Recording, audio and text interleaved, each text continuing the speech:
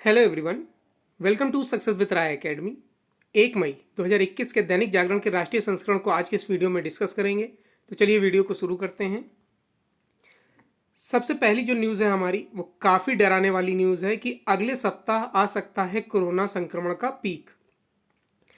Corona virus के प्रकोप से जूझ रहे देश के लिए राहत की खबर है।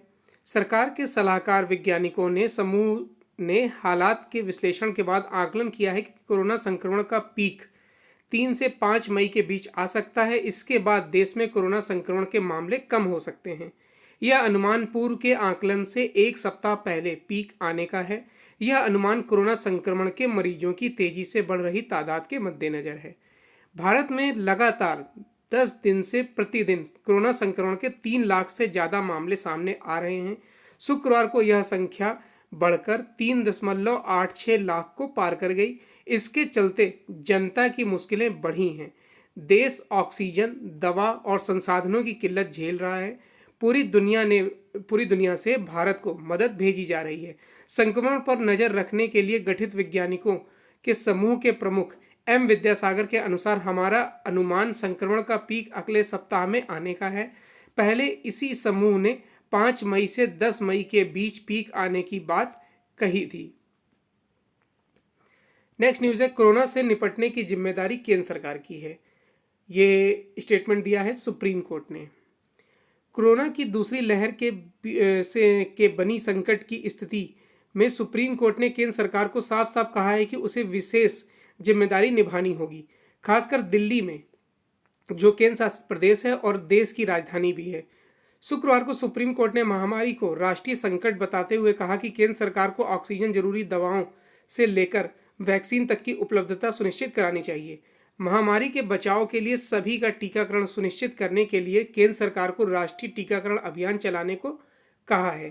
केंद्र और राज्यों के लिए टीके की अलग अलग कीमतों पर कोर्ट ने एक बार फिर सवाल उठाया है और साथ ही रेमडेसिविर जैसी जरूरी दवाइयों का उत्पादन एवं उपलब्धता बढ़ाने के लिए मौजूदा कानून का सहारा लेने की नसीहत दी है। अदालत ने केंद्र और राज्यों से राजनीति से ऊपर उठकर मानवता को ध्यान में रखते हुए मिलकर काम करने की अपील की है। नेक्स्ट न्यूज़ है भारत और अमेरिका के रिश्तों में आई तेजी।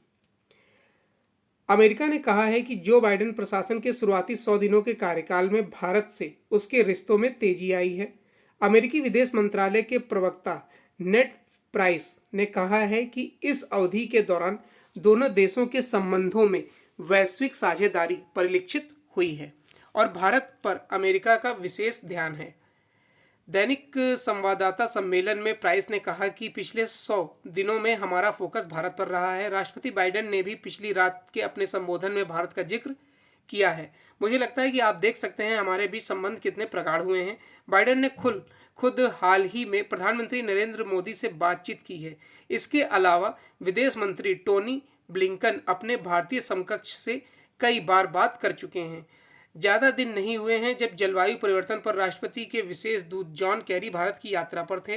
रक्षा मंत्री लॉयड ऑस्टिन भारत अमेरिका सुरक्षा सहयोग पर बातचीत करने के लिए भारत का दौरा कर चुके हैं।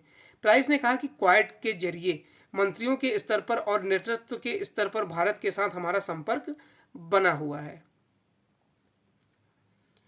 नेक्स्ट न्यूज़ है कि बैंकों का कर्ज वितरण बढ़ाने पर आरबीआई का जोर। बैंकिंग कर्ज की रफ्तार पहले से ही सुस्त है और अब कोरोना की दूसरी लहर इसे और नीचे लेती जा रही है। इस हालात को दूर करने की कोशिश आरबीआई की तरफ से शुरू कर दी गई है। शुक्रवार को केंद्रीय बैंक की एक उच्च स्तरीय टीम ने देश के स्मॉल फाइनेंस बैंकों के साथ एक बैठक की है। इसमें मौजूदा चुनौतीपूर्ण समय में समाज के विभिन्न वर्गों को कर्ज वितरण पर विचार किया गया है। आरबीआई अन्य बैंकों के साथ भी जल्द इस तरह की बैठक करेगा। बैठकों का दौर ऐसे समय में शुरू हो रहा है जब इस वर्ष मार्च में के दौरान बैंकिंग कर्ज में बमुश्किल 5% का इजाफा हुआ है। यह आंकड़ा शुक्रवार को ही आरबीआई की तरफ से जारी किया गया था। राज्यों को 15,000 करोड़ की अतिरिक्त मदद देगा केंद्र। राज्यों को चालू वित्त वर्ष में पूंजीगत परियोजनाओं के लिए केंद्र सरकार 15,000 करोड़ रुपए की अतिरिक्त राशि देगी। वित्त मंत्रालय ने शुक्रवार को कहा कि इस ब्याज मुक्त कर्ज की भुगतान अवधि 50 वर्ष की होगी। पूंजीगत व्यय के लिए राज्यों को विशेष सहायता योजना 2021-22 का मकसद राज्यों को इंफ्रा संपत्तियों के मौद्रीकरण और राज्य सार्वजनिक उपक्रमों के विनिवेश को बढ़ावा देना है। इसके तहत पूर्वोत्तर और पहाड़ी राज्यों के लिए केंद्र ने 2600 करोड़ रुपए रखे हैं। इनमें से असम, हिमाचल प्रदेश और उत्तराखंड में प्रत्येक को 400 करोड़ रुपए मिलेंगे। इस समूह के बाकी राज्यों को 200-200 करोड़ रुपए के आवंटित किए जाएंगे। अन्य सभी राज्यों के लिए 7400 करोड़ रुपए की राशि रखी गई है। नेक्स्ट न्यूज है, एमएसएमई के लिए 2 लोन उत्पाद लाया सिडबी। सिडबी ने सूक्ष्म, छोटे एवं मझोले उद्योग यानी एमएसएमई को वित्तीय मदद देने के लिए कम ब्याज दरों वाले 2 उत्पाद पेश किए हैं। भारतीय लघु उद्योग विकास बैंक यानी सिडबी ने एक बयान में कहा है कि इससे ये उद्योग कोरोना महामारी का मुकाबला करने के लिए जरूरी ऑक्सीजन सिलेंडर, ऑक्सीमीटर और अन्य सामानों का निर्माण करेंगे और उनकी पर्याप्त आपूर्ति सुनिश्चित की जाएगी। सिडबी ने एमएसएमई सेक्टर को तेजी से कर्ज देने के लिए जिन 2 उत्पादों की घोषणा की है उनमें पहला SAWAS या श्वासन यानी कि कोरोना महामारी की दूसरी लहर के खिलाफ युद्ध में हेल्थ केयर सेक्टर को सब्सिडी की सहायता है। बैंक ने दूसरा उत्पाद AROG यानी आरोग्य नाम से लॉन्च किया है। ये योजनाएं सरकार के मार्गदर्शन में तैयार की गई हैं। इसका मकसद oxygen cylinder, oxygen container, oximeter और आवश्यक दवाओं की आपूर्ति से संबंधित उत्पाद और सेवाओं को वित्तीय मदद मुहैया कराना है। इन योजनाओं में सभी दस्तावेज या सूचनाओं के मिलने के 48 घंटों के भीतर 4.5% सालाना की निचली दर पर 2 करोड़ रुपए तक की राशि एमएसएमई कंपनी को दी जा सकती है। अब है एडिटोरियल पेज और पहला आर्टिकल लिखा है हमारे पूर्व प्रोफेसर एवं पूर्व कुलपति ग्रीश्वर मिश्र द्वारा और पहला आर्टिकल है सबकी पोल खोलने वाली त्रासदी। करीब 1 सदी बाद आई महामारी के अप्रत्याशित प्रकोप ने सबको हिलाकर रख दिया है। इसके पहले स्वास्थ्य की विविधताएं स्थानीय या क्षेत्रीय विस्तार तक सीमित रहती थीं, पर कोविड-19 महामारी से उपजी स्वास्थ्य की समस्या विश्वव्यापी है और उसकी दूसरी लहर पूरे भारत पर ज़्यादा ही भारी पड़ रही है। इसके संक्रमण की विधाएं भी इतनी भिन्न भिन्न तरह की मिल रही हैं और उसके लक्षणों की विविधता इतने विलक्षण रूप से परिवर्तनशील हैं कि उनकी पहचान में अक्सर चूक की घटनाएं हो रही हैं और लोगों की जान पर बना रही है। चिकित्सा विज्ञान के ताजे अनुसंधान इस वायरस के स्वरूप में बदलाव की भी कई किस्मों को रेखांकित कर रहे हैं। रोग के उपचार की कारगर दवा की तलाश अभी भी जारी है। जो उपचार चल रहा है वह शरीर की व्यवस्था की कमियों के प्रबंधन की युक्ति पर निर्भर है। सावधानी के साथ कुशल स्वास्थ्य प्रबंधन समय पर मुहैया कराना सबसे ज़्यादा महत्वपूर्ण है।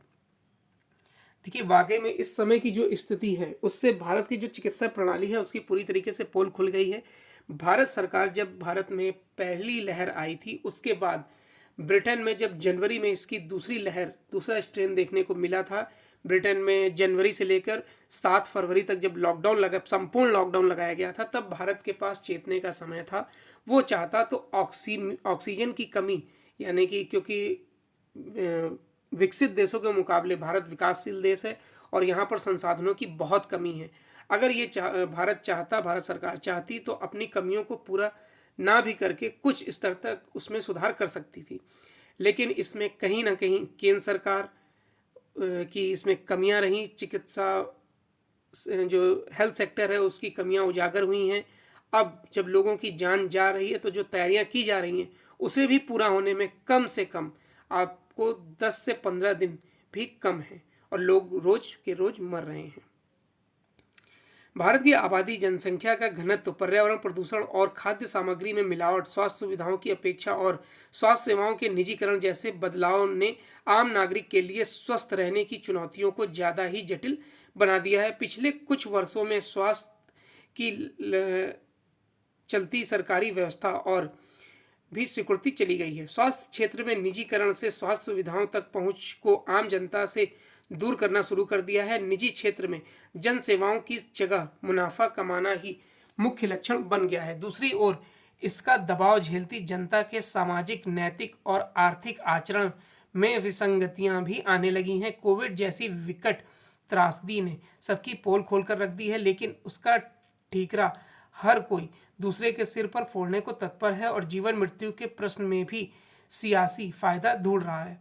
फरवरी तक कोविड के असर में गिरावट देखने के सबके नजरिए में ढिलाई आ गई, इतनी कि कहीं कहीं जो स्वास्थ्य सुविधाएं कोविड के लिए शुरू हुई थी उसको बंद या स्थगित कर दिया गया था। इसके साथ ही आम आदमी राहत की सांस लेने लगा था। बाजारों और विभिन्न आयोजनों में भीड़ बढ़ने लगी थी और शारीरिक दूरी बनाए रखने और मास्क लगाने को नज़रअंदाज किया जाने लगा। लेकिन मार्च में सब कुछ बदलने लगा। अचानक तेजी से कोरोना मरीजों की संख्या बढ़ी और फिर जो अफरा तफरी मची उसका किसी को अनुमान नहीं था। लोग जहां अब मर रहे हैं और जो ऑक्सीजन दिल्ली, मुंबई से लेकर सभी बड़े बड़े शहरों में चिकित्सीय ढांचे चरमराने लगे और अस्पताल में बेड, दवा और ऑक्सीजन की किल्लत शुरू हो गई। इनकी कालाबाजारी भी शुरू हो गई। नैतिकता और मानवीयता को दरकिनार कर बाजार में कई गुने महंगे मूल्य पर दवा और इंजेक्शन बिकने लगे। आज की त्रासदी यह भी है कि सरकारी व्यवस्था ऐसी है कि लोग वहां जाने से घबरा रहे हैं। निजी अस्पताल सेवा की मनचाही कीमत मांगते हैं और हर तरह से मरीज को चूस रहे हैं। आज सब तरफ रोगियों का तांता लगा है और अस्पतालों के अंदर बाहर लोग मदद को तरस रहे हैं। नेक्स्ट आर्टिकल है, याद रहे गुरु तेग बहादुर का बलिदान। हालांकि ये आर्टिकल एग्ज़ाम के पॉइंट ऑफ व्यू से इम्पोर्टेंट नहीं है, इसलिए हम इसको डिस्कस नहीं करेंगे। नेक्स्ट है, टीकाकरण में बाधा।